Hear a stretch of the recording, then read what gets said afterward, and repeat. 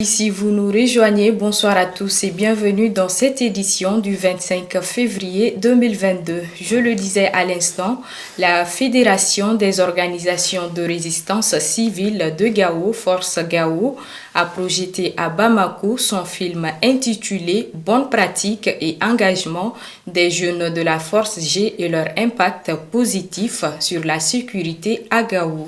Il est produit en collaboration avec la Fondation Friedrich Ebert pour retracer le parcours des jeunes de Gao qui ont fait face au groupe terroriste en 2012 jusqu'au retour de l'État malien. Un membre de cette organisation est avec nous sur ce plateau, Anassa Hamidou Maïga. Bonsoir.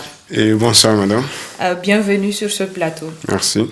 Qu'est-ce qu'il faut retenir de ce film? Déjà, je m'appelle Anassa Amadou Mega plutôt que Hamidou. D'accord, merci. En fait, comme vous le disiez, c'est vraiment un film qui relate les événements de 2012 lors de l'occupation terroriste, mais surtout qui cadre avec la résistance civile menée par les populations de Gao, dont le fer de lance a été la jeunesse particulièrement. Mais toutes les couches de la société de Gao y ont contribué, notamment les imams, les hommes de médias, les les médecins et autres. Alors, quelles sont vos doléances aujourd'hui et vous en êtes où avec la mise en œuvre des engagements pris avec l'État? Jusqu'à présent, il y a peu qui a été réalisé. Et il y a beaucoup qui reste à faire. C'est à partir de 2016 que l'État a signé s'est engagé avec nous sur plusieurs points.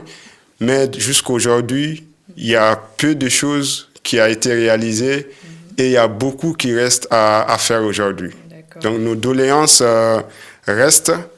Et nous espérons que avec la situation et le contexte actuel de transition, et qui va peut-être nous conduire vers ce qu'ils appellent une rélecture intelligente de l'accord, va nous permettre d'être pris en compte dans le cadre de la mise en œuvre de l'accord. Alors, pour finir, je vous pose la question, qu'est-ce que la Force G pense du départ de Barkhane? Bon, déjà, ce que nous disons, c'est l'arrivée de Barkhane engage l'État du Mali. C'est l'État du Mali qui a fait appel à Barkhane. Ce n'est pas nous, ce n'est pas les populations de Gao, encore moins la jeunesse. C'est un engagement de l'État. Et aujourd'hui, c'est l'État français qui a dit que Barkhane va se retirer. Et encore, l'État du Mali a acté ce départ. Et ça engage l'État du Mali. Nous, ce qui nous inquiète, c'est surtout le fait il y a des jeunes qui sont employés au niveau de Barkhane. Quel sera leur sort?